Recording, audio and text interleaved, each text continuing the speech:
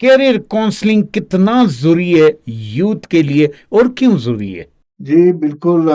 Career counselling और counselling 2 एक अलग स अच्छा, सब्जेक्ट है। अलग अलग है ये। यस। जी जी जी। तो मैं तो ये समझता हूँ जो काउंसलिंग है ना, वो कम से कम बच्चा जब स्कूल में जब पहली क्लास से स्टार्ट लेता है और 8वीं क्लास तक, हम्म। उस बच्चे को काउंसलिंग देनी करनी चाहिए। ख़ास तौर पर उसको मोटिवेट करना चाहिए, हम्म। गाइड करना चाहिए। जी जी उस्तादों जी। का एहतराम, पाकिस्तान की अफ़ादियत, पाक फ़ौज का किरदार, पाकिस्तान हमने कैसे हासिल किया, पाकिस्तान में हमने क्या कुर्बानियाँ दी, पाकिस्तान हमारे लिए क्यों अहम है, और हमारे आपस के जो रिश्ते नाते हैं, कौम व जो ज़ुबानें हैं, इससे हमें क्यों हमें इससे नफ़रत नहीं करनी चाहिए, हम्म। हमने आपस में प्यार मोहब्बत शेयर करना चाहिए, नमाज़ पढ़नी चाहिए, बड़ों का एहतराम करना चाहिए, अदब करना चाहिए, और अपने फ्यूचर को बनाने के लिए हिकमत अमली अभी से तैयार करनी चाहिए, ताकि आगे चलकर आप एक बेहतरीन और खूबसूरत इंसान बन सकें। जी। और जो काउंसलिंग जब बच्चा 8वीं से 9th क्लास में जाता है, तो हम्म। ऑटोमैटिक वो जो बच्चे के सब्जेक्ट चेंज हो जाते हैं। फॉर एग्ज़ाम्पल जब वो 9th में जाता है, तो उस बच्चे से ऑप्शन लिया जाता है कि आपने साइंस पढ़नी है या आर्ट्स पढ़नी है। हम्म। अगर एक बच्चा कहता है मैंने साइंस पढ़नी है और दूसरा बच्चा कहता है मैंने आर्ट्स पढ़नी है, हम्म। तो इसका मतलब उन्होंने अपनी चॉइस पर सब्जेक्ट्स लिए। तो फिर आपने उनकी करियर काउंसलिंग उस सब्जेक्ट के मुताबिक उनकी करनी है। हम्म। अगर वो आर्ट्स से रिलेटेड किसी सब्जेक्ट या स्टूडेंट बन रहा है, तो आर्ट्स से रिलेटेड जितने भी बेहतरीन शोबे हैं उसके बारे में उससे राय ली जाए कि इन शोबों में कौन-सा शोबा आपको ज़्यादा बेहतर लगता है। फॉर एग्ज़ाम्पल वो कहता है जी मुझे फाइन आर्ट्स बड़ा पसंद है। तो फिर उस बच्चे को उसी फाइन आर्ट्स के हवाले से अवेयरनेस देनी चाहिए, उसको पढ़ाना चाहिए, उसको आइडियाज़ देने चाहिए, और उसको इस चीज़ का इस सब्जेक्ट के हवाले से उसकी रहनुमाई और मदद करनी चाहिए। फिर वो बच्चा आगे चलकर एक बेहतरीन फाइन आर्ट्स का स्टूडेंट नहीं बनता, बल्कि वो एक बाकमाल इंसान बन जाता है अपने फ़न के हवाले से। और अगर साइंस के हवाले से, तो फिर वो साइंस में जो बच्चा पढ़ता है, तो फिर उसको उसके मुताबिक उसकी करियर काउंसलिंग करनी चाहिए। फॉर एग्ज़ाम्पल बच्चा कहता है मैंने डॉक्टर बनना है, तो फिर उसको डॉक्टर बनने के लिए उसको 9th क्लास से उसकी काउंसलिंग शुरू कर दें, कि एक अच्छा डॉक्टर बनने के लिए कि आपको क्या-क्या करना पड़ेगा। तो मैं समझता हूँ कि अगर आप स्कूलों में ख़ास तौर पर स्कूल लेवल में काउंसलिंग और करियर काउंसलिंग के 2 अलग-अलग पीरियड कर दिए जाएँ, सब्जेक्ट का हिस्सा बन जाए, तो मैं आपको 100% ये यकीन दिला सकता हूँ कि उस स्कूल से और उस कॉलेज और उस यूनिवर्सिटी से आपको बहुत ही खूबसूरत और पॉज़िटिव और सच्चे और हम्म। पाकिस्तानी नज़र आएँगे। अच्छा, बिल्कुल आपने बहुत अच्छी बात की। यानी तालीमी सरगर्मियाँ हैं और दूसरी जो हैं गैर निसाबी सरगर्मियाँ हैं। लेकिन एक चीज़, आपके दौर में जब आप डायरेक्टर थे तो उस वक्त हुकूमत बलूचिस्तान की खसूसी फ़ोकस थी यानी गैर निसाबी सरगर्मियों के हवाले से। म्यूज़िकल शोज़ सुबह के डिफरेंट डिस्ट्रिक्ट्स में हुआ करते थे, बल्कि तमाम डिस्ट्रिक्ट्स में हुआ करते थे, क्वेटा में हुआ करते थे, फुटबॉल टूर्नामेंट्स के मुकाबले हुआ करते थे, क्रिकेट्स के बड़े बड़े मुकाबले जो हैं वो हुआ करते थे, और दीगर जो हैं खेल कूद जो हैं उनके मुकाबले हुआ करते थे, टूर्नामेंट्स हुआ करते थे, पाकिस्तान भर से उसमें लोग आया करते थे।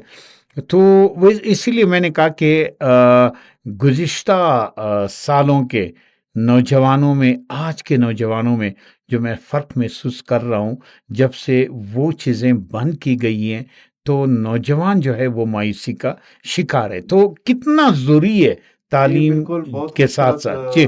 वतनिया खलील साहब आपने बड़ा बहुत अच्छी बात की। हुँ, मैं समझता हूँ जब मैं 2007 में यूथ डेवलपमेंट सेंटर का पहला अफ़सर मैं ही बना था, तो हमने 2007 से 8 से फिर हमने आगाज़ कर दिया यूथ हुँ, हुँ। टैलेंट हंट के हवाले से, ख़ास तौर पर ज़्यादा से ज़्यादा हमने नौजवानों को गैर निज़ामी सरगर्मियों का हिस्सा बनाया। आप देखें, हमारा आज का नौजवान मुख्तलिफ़ शोबों से उनका एक कुदरती तौर पर इंसान का एक लगाव होता है। हुँ, कोई हुँ। कहता है मैं फुटबॉल मुझे पसंद है, कोई हॉकी है, कोई बैडमिंटन है, कोई कहता है मैं सिंगर बनना चाहता हूँ, कोई कहता है मैं राइटर बनना चाहता हूँ, कोई कहता है मैं शायर बनना चाहता हूँ, कोई कहता है मैं साइंसदान बनना चाहता हूँ। मतलब बहुत से लोग बहुत से शोबों से उनका कोई ना कोई ताल्लुक रहता है, जी, या बिल्कुल। उनका इंटरेस्ट है उस शोबों के साथ। हुँ, हुँ। तो मैंने इन तमाम लोगों को इकट्ठा कर कर एक बहुत बड़ा हमने एक यूथ ग्रुप बनाया, और वो उस ग्रुप के तवज्जुह से हमने बलूचिस्तान में 2008 से और 2020 तक हमने तारीखी प्रोग्राम ऑर्गेनाइज़ किए, ख़ास तौर पर नेशनल यूथ एक्सचेंज प्रोग्राम जो मैंने स्टार्ट किया था 2009 में। उसका मेरा मेन मकसद यही था कि हमारा बलूचिस्तान का बच्चा या बच्ची जब वो लाहौर, पंजाब, केपीके और सिंध जाएगा, तो आपस के इनमें एक दोस्ती के रिश्ते कायम होंगे, प्यार-मोहब्बत बढ़ेगा, कल्चरल एक्सचेंज होगा और फिर हमारा यहाँ का लड़का-लड़की जब पंजाब में जाएगा, तो वो देखेगा कि वहाँ की डेवलपमेंट कैसी है, उनके हॉस्पिटल कैसे हैं, उनका एजुकेशन सिस्टम कैसा है, वहाँ के लोगों का रहन-सहन कैसा है, नेचर वाइज़ वो लोग कैसे हैं, उन्होंने हमसे पहले क्यों ज़्यादा तरक्की की। तो ये सारी चीज़ें उसको किसी न किसी सूरत में जब वो यूथ नेशनल यूथ एक्सचेंज का हिस्सा होगा, एज़ ए मेंबर जब वो विज़िट करेगा तो इन चीज़ों को देखकर वो बड़ा मुतासिर भी होएगा और उसके अंदर एक जज़्बा भी आएगा कि मैं भी जो वापस जब कोटा जाऊँगा, तो मैंने अब कुछ न कुछ बनना है मैंने और मैंने इनका मुकाबला करना है, मैंने इनसे आगे जाना है। तो ये जज़्बा देने के लिए, अवेयरनेस देने के लिए, उनको मोटिवेट करने के लिए और आपस की जो प्यार-मोहब्बत को कायम-दायम रखने के लिए मैंने फिर ये नेशनल यूथ एक्सचेंज प्रोग्राम का आगाज़ किया था। और इसी तरह हमने फिर सबसे पहले मेरा ये अल्लाह ताला की बड़ी मुझ पर ब्लेसिंग है कि 2009 पे मैंने बलूचिस्तान यूथ पॉलिसी का भी आगाज़ मैंने ही किया था। हुँ, हुँ। नहीं तो हमारे पास नेशनल यूथ पॉलिसी तो थी, लेकिन सूबाई लेवल पे हमारी प्रोविंशियल यूथ सतह पे नहीं थी। प्रोविंशियल सतह पे नहीं जी, थी। जी, जी। तो पूरे पाकिस्तान से सबसे पहले मैंने स्टार्ट किया। अगर वतनिया खिलजी साहब को याद हो 2009 में हुँ, पहला हमने हुँ। सेशन सेरिना में किया था। बिल्कुल, तो मुझे अच्छी तरह याद है। ये भी मैंने इसकी बुनियाद फिर मैंने यूथ डेवलपमेंट सेंटर में मुख्तलिफ क्लब बना दिए, ताकि नौजवान अपने-अपने शोबे में एक तो वहाँ पे बैठें, उठें, एक पॉज़िटिव माहौल मिले और हुँ, दूसरा वो जिस शोबे पे अगर वो आगे बढ़ना चाहता है, तो हमने उसकी तरबियत के लिए इंस्ट्रक्टर मुकर्रर किए, ताकि वो उनको तरबियत दें।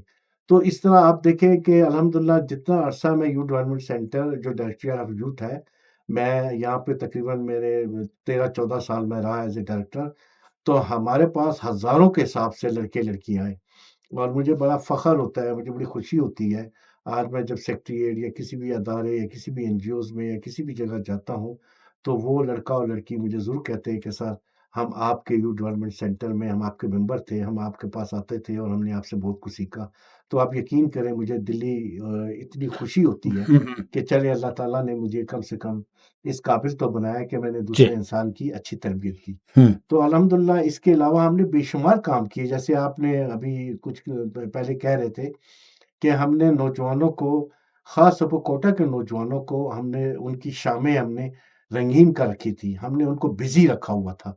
हमने उनको किसी न किसी शोबे के अंदर हमने इसलिए उन्हें शामिल किया हुआ था, एक तो वो एक अच्छे माहौल में भी रहे और दूसरा एक अच्छा इंसान भी बने हुँ, और तीसरा आगे चलकर ज़ाहिर है, इंसान जब तालीम हासिल कर लेता है, सब कुछ उसके पास होता है, फिर उसको रोज़गार की तलाश होती है। कम से कम इन जगहों से उसकी एक अच्छी तरबियत होने की वजह से और बेहतरीन रोज़गार भी उसको मिल जाता है। हुँ। तो यही हमारा मकसद था लेकिन 2020-20 के बाद जब मैं यूथ अफ़ेयर डिपार्टमेंट से निकला, मैं इंतहाई माज़रत के साथ कहना चाह रहा हूँ कि आज वही हमारा डायरेक्टरेट ऑफ़ यूथ है, बंजर पड़ा हुआ है। ना बंदा, ना बंदे की ज़ात, इतना अच्छा हमने उसको यूथ डेवलपमेंट सेंटर बनाया। लेकिन वो बात तो वही है ना जो एक्सपर्ट लोग होते हैं या जिनको शौक होता है या जिनको फ़िक्र होती है या जो एहसास रखते हैं दूसरों का, वही लोग फिर यूथ अफेयर डिपार्टमेंट में नौजवानों की बेहतर मुस्तकबिल बनाने में अपना वक़्त देते हैं।